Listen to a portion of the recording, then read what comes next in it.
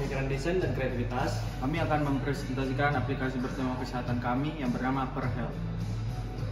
Namun sebelum itu kami akan memperkenalkan diri kami terlebih dahulu. Halo teman-teman, nama saya Renaldi Raru, NPM saya 2307121630. halo teman-teman, saya Jaya Santoso Manungkalit dengan NPM 230712703. Perkenalkan, nama saya Triana Revana Silva dengan NPM 230712628. Nah, seperti yang kita ketahui, bahwa tantangan kesehatan yang saat ini dihadapi oleh negara Indonesia adalah terkait dengan penyakit tidak menular atau biasa disebut dengan PTM. Di Indonesia sendiri, peringkat kematian tertinggi diduduki oleh penyakit kronis, yaitu stroke sebesar 131,8%, kemudian diikuti dengan penyakit jantung koroner sebesar 95,6%, dan berbagai penyakit kronis lainnya. Penyakit kronis ini dapat menyerang semua usia, baik dari muda maupun sampai tua. Grafik pertumbuhan penyakit kronis pun setiap tahunnya semakin meningkat. Hal ini dibuktikan dengan grafik laju pertumbuhan penyakit kronis dari tahun 2000 hingga sampai sekarang, 2023, terus mengalami peningkatan yang sangat signifikan. Penyakit kronis yang saat ini menjadi suatu tantangan yang berat bagi masyarakat karena kurangnya pengetahuan terhadap penyakit kronis ini. Ditambah dengan kurangnya edukasi masyarakat tentang tindakan mandiri keperawatan dan belum meratanya edukasi jaminan kesehatan nasional, menambah masalah yang rumit di Indonesia. Tingginya angka penyakit kronis di Indonesia disebabkan oleh sejumlah faktor kompleks yang saling berkaitan. Beberapa penyebabnya yaitu yang pertama, pola makan yang tidak sehat. Beralihnya pola makan tradisional, pola makan yang tinggi lemak, gula, dan garam menjadi faktor utama. Konsumsi makanan cepat saji dan makanan olahan yang kurang nutrisi dapat menyebabkan obesitas, diabetes tipe 2, dan masalah kesehatan lainnya. Kemudian penyebab yang kedua yaitu kurangnya aktivitas fisik. Modernisasi dan urbanisasi telah mengurangi tingkat aktivitas fisik masyarakat. Gaya hidup yang kurang bergerak dapat menyebabkan obesitas, meningkatkan resiko penyakit kardiovaskular, dan mengurangi sensitivitas insulin. Kemudian yang ketiga yaitu merokok dan konsumsi alkohol. Kebiasaan merokok dan konsumsi alkohol yang berlebihan merupakan faktor risiko utama untuk penyakit kardiovaskular, kanker, dan gangguan pernapasan. Lalu yang keempat yaitu stres dan tekanan hidup. Pola hidup yang sibuk dan tingginya tingkat stres dapat meningkatkan risiko penyakit kronis.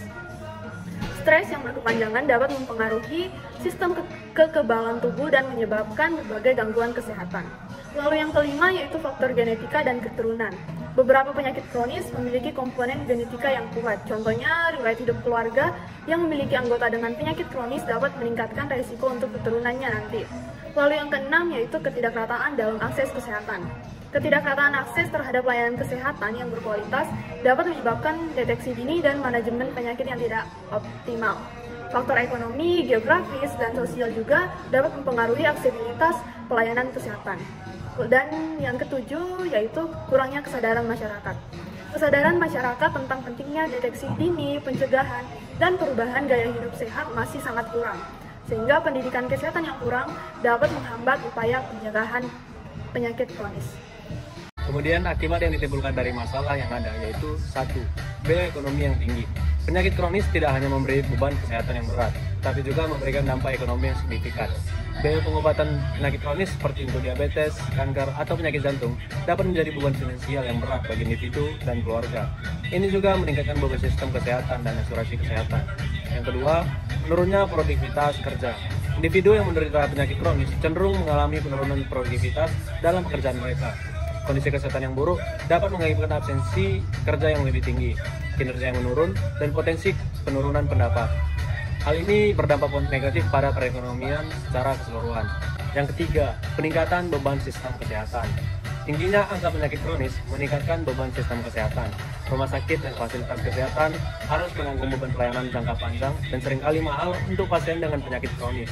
Hal ini dapat mengakibatkan terbatasnya sumber daya, waktu tunggu yang panjang, dan meningkatnya biaya perawatan kesehatan secara keseluruhan. 4. Penurunan kualitas hidup. Penyakit kronis seringkali membatasi kemampuan individu untuk meningkatkan kehidupan yang penuh kualitas. Rasa sakit kronis, kelelahan, dan keterbatasan fisik dapat mengurangi tingkat kesejahteraan dan kebahagiaan seseorang. Ini tidak dapat mengaruhi individu yang terkena penyakit, tetapi juga keluarga dan komunitas sekitarnya. 5. Siklus penyakit generasional. Kondisi kesehatan yang buruk pada satu generasi dapat meningkatkan resiko penyakit pada generasi berikutnya. Faktor genetika bersama dengan pola makan dan gaya hidup yang diwariskan dapat menyebabkan keluarga atau komunitas tertentu lebih rentan terhadap penyakit kronis dan menciptakan siklus yang sulit diputus. 6. Terbatas potensi pembangunan sosial dan ekonomi. Penyakit kronis dapat menjadi penghambat bagi pembangunan sosial dan ekonomi. Individu yang menderita penyakit kronis mungkin mengalami kesulitan dalam mengajar, pendidikan, mencari pekerjaan, atau kontribusi secara aktif pada pembangunan masyarakat. Hal ini dapat menciptakan ketidaksetaraan dan menghambat pertumbuhan ekonomi yang berkelanjutan. 7. Tekanan pada sumber daya pelayanan kesehatan primer. Tingginya prevalensi penyakit kronis dapat mengakibatkan tekanan berlebihan pada sistem pelayanan kesehatan primer. Kurangnya perhatian pada pencegahan dan pengelolaan penyakit kronis dapat membebani fasilitas kesehatan, menghambat pelayanan bagi pasien dengan kondisi lain, dan mengurangi efektivitas sistem perawatan kesehatan secara keseluruhan. Kemudian, dari permasalahan yang telah dijelaskan tadi, tim kami lalu membuat sebuah aplikasi berbasis kesehatan yang kami harap dapat membantu para masyarakat yang terkena penyakit kronis. Aplikasi yang kami buat ini merupakan pengembangan dari aplikasi yang telah ada sebelumnya. Sebagai contoh, aplikasi yang pertama yaitu aplikasi Halodoc. Aplikasi ini menyediakan layanan konsultasi secara online dengan dokter.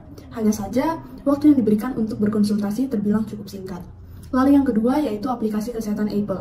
Sesuai dengan namanya, aplikasi ini hanya dapat digunakan oleh para user Apple saja. Kemudian dalam aplikasi ini terdapat beberapa fiturnya yang memerlukan peralatan tambahan, seperti penggunaan Apple Watch untuk memberikan data yang lebih akurat lagi.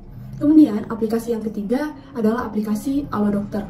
Sama seperti aplikasi kesehatan yang lainnya, aplikasi ini hanya menyediakan fitur seperti konsultasi, pengingat minum obat yang terkesan monoton dan terlalu biasa saja. Sehingga dari aplikasi yang telah kami review tadi, kami kemudian melakukan pengembangan dari ketiga aplikasi tersebut. Kami menciptakan sebuah aplikasi yang kami beri nama Peer Health. Jadi, aplikasi kami ini memiliki 6 fitur yang dapat membantu para masyarakat yang terkena penyakit kronis untuk memantau kesehatan mereka. Fitur yang pertama yaitu fitur konsultasi. Fitur ini memberikan pelayanan kepada pengguna untuk berkonsultasi dengan dokter secara online. Pengguna juga dapat memilih dokter yang sesuai dengan kebutuhan mereka.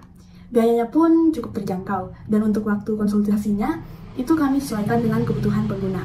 Lalu fitur yang kedua yaitu fitur forum. Kita tahu bahwa banyak orang yang ketika terkena penyakit kronis akan mengalami yang namanya putus asa atau pasrah akan kehidupannya. Oleh karena itu, kami membuat fitur forum ini yang dapat dipakai oleh para pengguna untuk saling berbagi pengalaman dan juga saling memberikan semangat kepada sesama pengguna yang lainnya. Lalu fitur yang ketiga yaitu fitur edukasi. Fitur ini akan memberikan informasi kepada pengguna terkait macam-macam penyakit kronis, mulai dari penyebabnya, akibatnya, cara mengobati, cara mencegah. Lalu fitur yang keempat yaitu fitur informasi obat. Fitur ini memberikan edukasi kepada pengguna terkait suatu obat, mulai dari kegunaannya, efek samping, dan aturan minumnya. Lalu yang kelima ada fitur toko. Jadi fitur ini memberikan kemudahan kepada para pengguna. Misalnya pengguna sedang malas untuk keluar rumah, pengguna dapat membeli barang kesehatan secara online melalui aplikasi kami ini. Dan barang yang dipesan itu akan langsung diantarkan ke rumah pengguna. Kemudian fitur yang terakhir atau fitur yang keenam yaitu fitur rumah sakit. Di Indonesia sendiri, belum semua rumah sakit dapat menangani penyakit kronis. Oleh karena itu, kami menyediakan fitur ini untuk memberitahu kepada para pengguna terkait rumah sakit mana saja yang dapat menangani penyakit kronis yang mereka alami. Setelah kita masuk ke dalam aplikasinya, tentu saja hal pertama yang kita lakukan adalah login.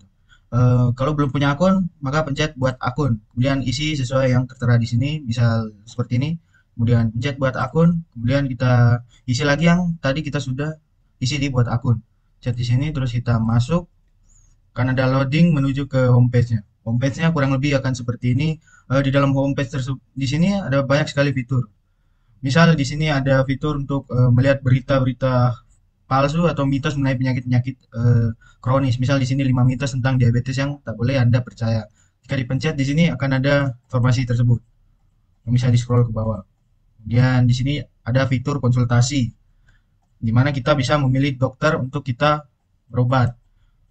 Misal dokter kardiolog. Jika tidak tahu apa itu dokter kardiolog, maka ada penjelasannya di sini. Di tanda seru, jika dipencet, maka akan ada pop-up berisi penjelasan singkat mengenai definisi dari dokter-dokternya.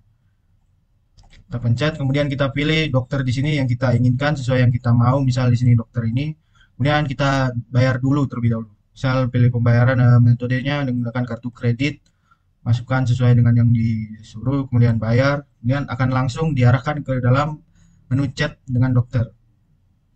Ketika sudah selesai chat dengan dokter, maka klik selesaikan konsultasi, kemudian akan diarahkan ke menu homepage. Kemudian untuk fitur kedua ada fitur forum yang berisikan forum-forum penyakit di sini. Misal penyakit jantung di sini akan ada forumnya, penyakit diabetes dan sebagainya. Kemudian untuk fitur edukasi itu berisi informasi-informasi tambahan gitu mengenai penyakit kronis. Misal di sini jantung koroner kan ada penjelasan mengenai faktor resiko, gejala serta pencegahannya di sini. Kemudian untuk fitur keempat ada fitur informasi obat yang berisi penjelasan obat dari huruf A sampai Z. Di sini misal kita pilih huruf P, kemudian akan ada obat di sini. Misal kita pilih paracetamol, kemudian akan ada deskripsi dan penjelasan mengenai obat tersebut. Dan untuk fitur keempat ada toko yang berisi obat-obat untuk penyakit-penyakit kronis yang sebelumnya dijelaskan. Ada misal di sini ada asma reliever inhaler, kemudian ada untuk orang yang terkena diabetes juga. Freestyle Libre. Misal kita mau beli ini, kita pencet beli sekarang, kemudian kita pilih pembayaran menggunakan kartu kredit. Isi sesuai keterangan, kemudian bayar, maka kita telah membeli obat yang tadi. Kemudian ada fitur rumah sakit di sini, ya masih kosong. Kemudian ada jika ingin ngedit profil, ada pilihan ngedit profil. Di sini yang bisa kita edit, bisa nambahkan alamat, nomor HP, kota asal, atau ngedit gambar profil kita, bebas. Kemudian ada fitur riwayat juga di sini, yang berisi riwayat periksa kita dengan dokter yang tadi. Jika kita misalkan pencet ini, akan diarahkan tadi ke riwayat chat sama dokter yang sebelumnya kita pernah chat. Kemudian di riwayat juga ada riwayat transaksi di sini. Terus untuk menu settingan tambahannya akan terlihat seperti ini. Kurang lebih seperti ini, ada menu lokat juga di settingan tambahannya. Jika dipencet maka akan keluar lagi. Mungkin itu sekian dari aplikasi kami, teman-teman. Untuk penjelasan flowchartnya sebagai berikut. Yang pertama kita mempunyai di sini tentu saja flowchart untuk halaman login, dimana akan menampilkan halaman login, kemudian akan ada pilihan buat akun sama login jika sudah punya akun. Jika iya maka tinggal masukkan, kemudian bakal masuk ke menu beranda. Jika tidak maka buat akun seperti yang tertera di sini. Dan ketika sudah masuk ke dalam beranda, sudah login, maka akan muncul, maka flowchartnya akan seperti ini. Ya kurang lebih tiap fitur sama flowchartnya. Mulai dari konsultasi, pilih dokter, kemudian kita akan milih yes apa tidak. Kalau kita balik lagi ke dokter sebelumnya, kemudian pilih profil dokter, terus ruang chat, terus pembayaran, ya kurang lebih sama lah ya seperti yang tadi dijelaskan. Kemudian untuk forum itu juga sama, dipilih penyakit, kemudian di ruang forumnya atau ruang chat. Untuk informasi obat sama, nggak ada ya beda, sama kayak di flowchart. Ya kurang lebih semuanya sama. Untuk edukasi juga sama, pilih penyakit yang ingin dicari tahu informasi lebih lanjut, kemudian ada deskripsi penyakit di dalamnya. Seperti tadi yang ada di penjelasan aplikasi itu jantung koroner. Kemudian untuk toko juga sama. Dia akan ke toko, kemudian bakal ada menu untuk cari barang, kemudian tinggal pencet untuk beli ya atau tidak. Kalau ya bakal ke cari barang atau home ya. Kalau ya bakal ke beli, kemudian pembayaran, kemudian pembayaran berhasil. Untuk riwayat juga itu riwayatnya itu berisi basis data dari pemeriksaan gitu yang kita telah lakukan tadi, dan transaksi juga.